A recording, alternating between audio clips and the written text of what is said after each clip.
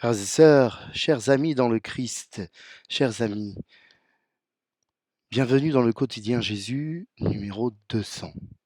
Nous sommes aujourd'hui le mardi de la 7e semaine de Pâques et nous avançons vers l'ascension. Aujourd'hui donc, nous sommes dans cet état de veille un petit peu comme le sont les apôtres dans le Cénacle.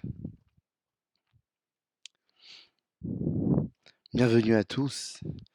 Christ est vraiment ressuscité. Christ est monté au ciel. Vous tous, chers priants, merci de faire part de vos commentaires et de vos intentions de prière. Et n'hésitez pas à lui partager les publications sur les réseaux sociaux. Au nom du Père, du Fils et du Saint-Esprit. Amen. Confions cette méditation au Seigneur. Prions pour les enfants malades. Prions particulièrement pour Alba, atteinte d'un cancer. Demandons la guérison au Seigneur. Prions pour les enfants victimes d'abus, que justice soit faite et que la protection des mineurs soit impérativement l'affaire de tous. Prions pour l'infirmière et la secrétaire médicale qui ont été agressées à l'arme blanche à l'hôpital Maison Blanche de Reims. L'une des victimes est très grièvement blessée. Prions avec force pour leur guérison totale et rapide. Prions pour leurs familles et leurs proches. Pardonne-nous, Seigneur. Pardonne-nous pour toute cette agressivité, cette violence, ces désirs de mort qui nous entourent, qui sont parfois dans nos propres rangs et qui sont l'œuvre du malin. Pardonne-nous pour toutes ces offenses qui te sont faites dès lors qu'on touche à une vie. Pardonne-nous de ne pas être assez vigilants, de ne pas protéger assez nos soignants, de ne pas protéger assez nos femmes. Pardonne-nous, Seigneur. Nous t'espérons et te bénissons, car tu es bon, éternel, et ton amour, en toi rien n'est impossible. Seigneur, prends pitié. Ô Christ, prends pitié. Seigneur, prends pitié.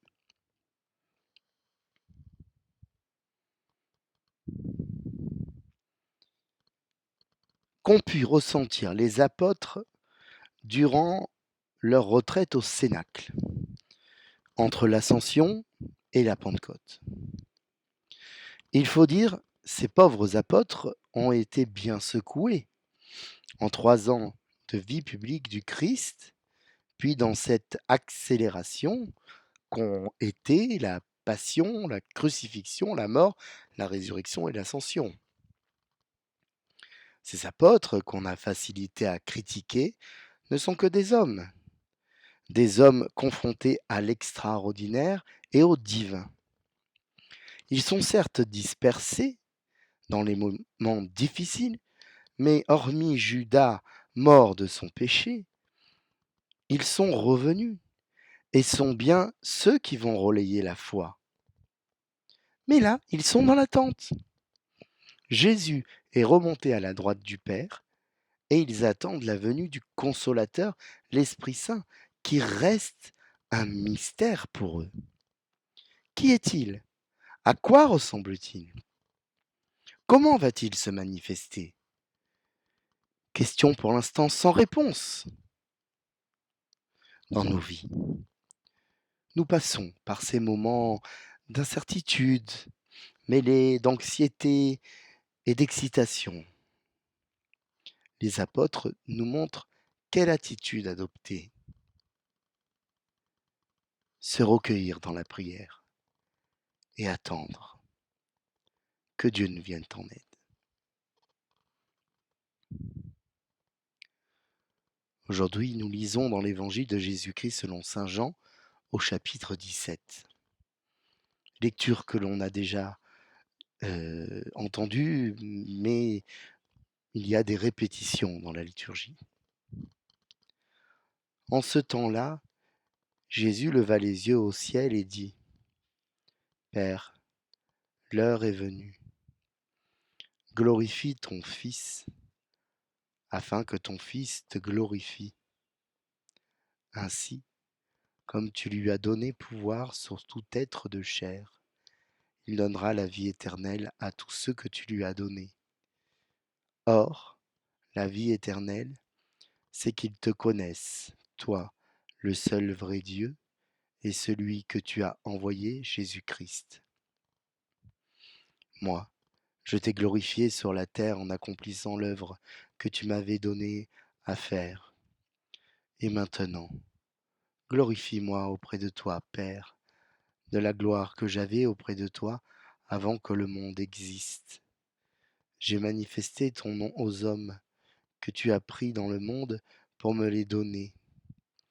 Ils étaient à toi, tu me les as donnés, et ils ont gardé ta parole.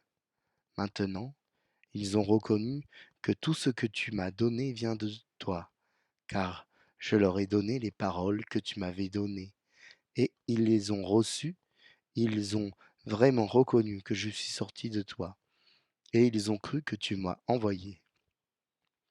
Moi, je prie pour eux.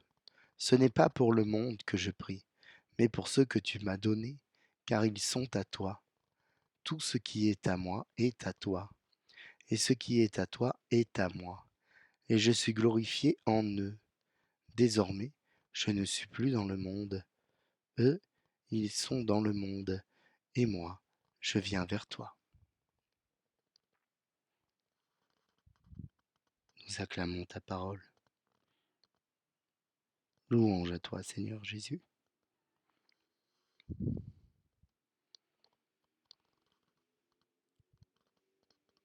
Peut-on connaître le jour et l'heure de la fin du monde, de la fin des temps?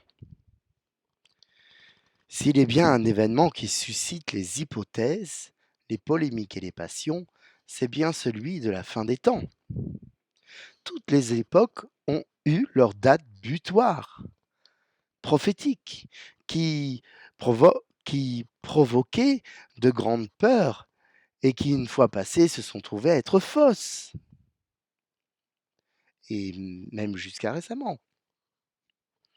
Aucune des prédictions des voyants ou des astrologues n'a ni désigné ni déterminé ce qu'on appelle communément la fin du monde.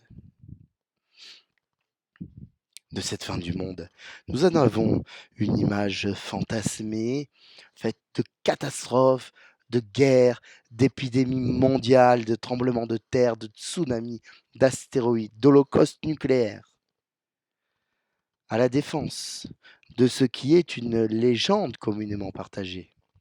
Les signes sont peu rassurants, c'est vrai, tant il semble que les choses se dégradent entre le réchauffement climatique et la situation politique et économique mondiale. En vérité, des fins du monde, nous en avons vécu d'innombrables.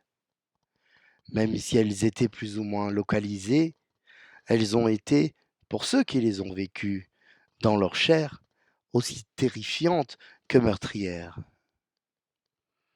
Ce qui est arrivé par les siècles passés est devenu visible et partagé à l'ère des réseaux sociaux et des chaînes d'information. Aussi, quelles ne furent pas nos frayeurs face aux attentats, face au tsunami de 2004 à Sumatra et dans l'océan Indien, face au tsunami de 2011 au Japon vécu en direct, face à l'explosion de la centrale de Fukushima, face un peu plus tôt à l'effondrement des tours jumelles, voyant en direct une fois de plus les avions qui venaient s'y écraser. des événements. Le monde en a connu de multiples. L'ensevelissement de Pompéi, les épidémies de peste, les massacres de masse, dans les guerres de religion, les invasions, et j'en oublie certainement. Mais alors, pas de caméra, ni pour filmer, ni pour retransmettre. Pourtant, le Seigneur Jésus nous le dit clairement. Aucun de ces signes ne laisse présager de quoi que ce soit, puisque nul ne sait ni le jour, ni l'heure. Le temps du soleil est compté, et donc le temps de la Terre est compté, nous le savons. C'est scientifique.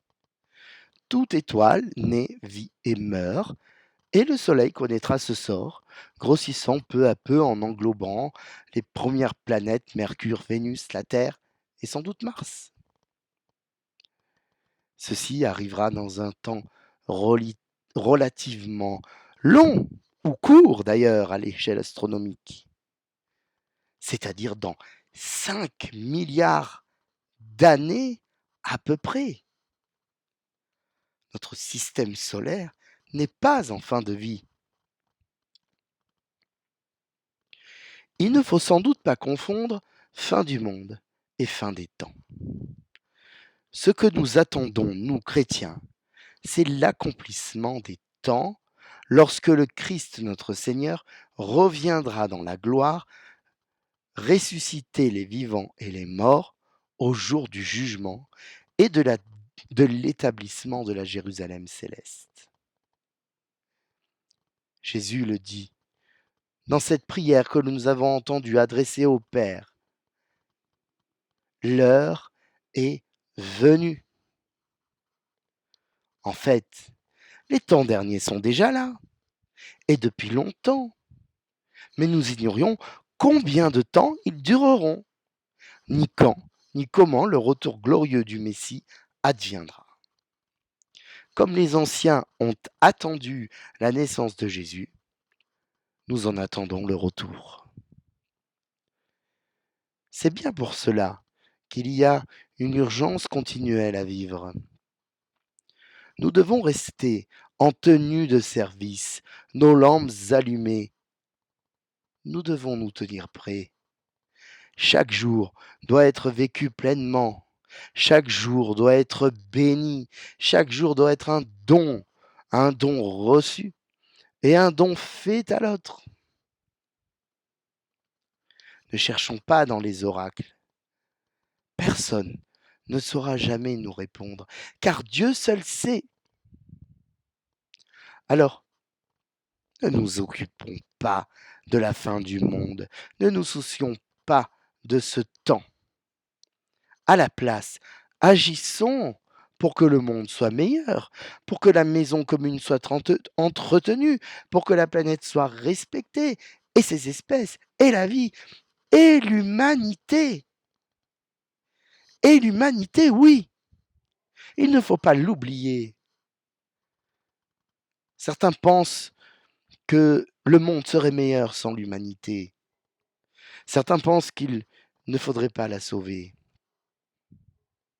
Mais l'humanité, elle peut être coupable de beaucoup de choses, mais elle est la seule à se soucier des autres espèces, de l'avenir. Elle seule est capable du meilleur. Et elle aussi compte.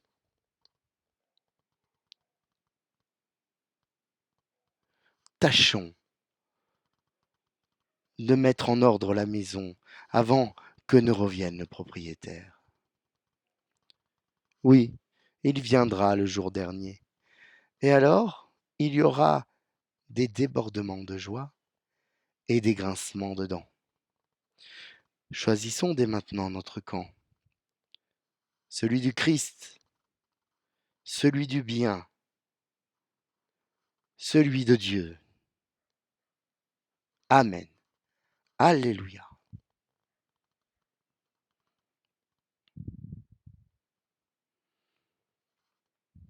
Prions. Nous lisons aujourd'hui dans l'office des lectures un extrait du traité de Saint Basile sur le Saint-Esprit et les dons de l'Esprit. Qui donc, en entendant les noms que l'on donne à l'Esprit, n'élève pas sa pensée, ne hausse pas sa réflexion vers ce qu'il y a de plus sublime. Car on dit, l'Esprit de Dieu, l'Esprit de vérité, qui procède du Père, l'Esprit ferme, l'Esprit qui dirige.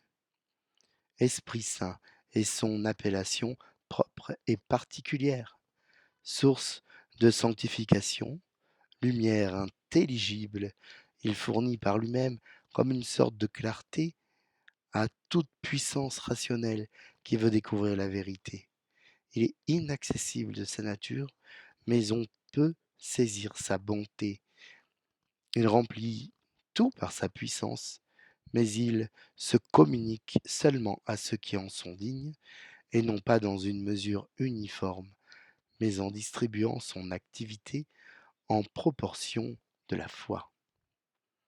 Fin de citation.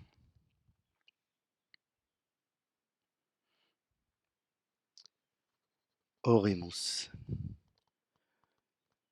Dieu de puissance et de miséricorde, nous te supplions d'envoyer ton esprit, qu'il habite nos cœurs et fasse de nous le temple de sa gloire, par Jésus le Christ, notre Seigneur, qui vit avec toi et le Saint-Esprit, maintenant et pour les siècles des siècles.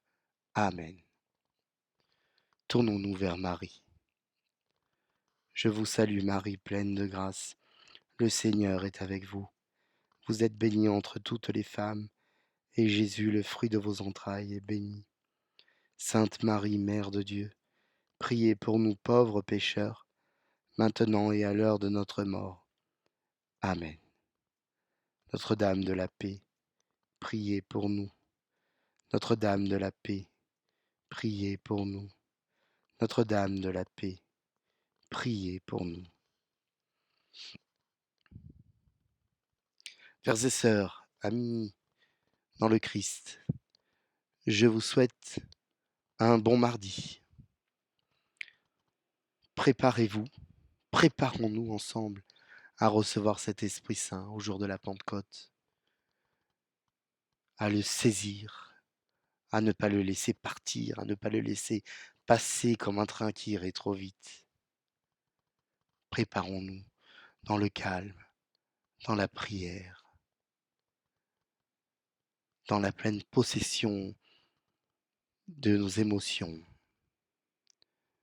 dans un cœur simple et ouvert. Demandons au Seigneur qu'il nous bénisse, lui qui est Père, Fils et Saint-Esprit. Amen. À demain.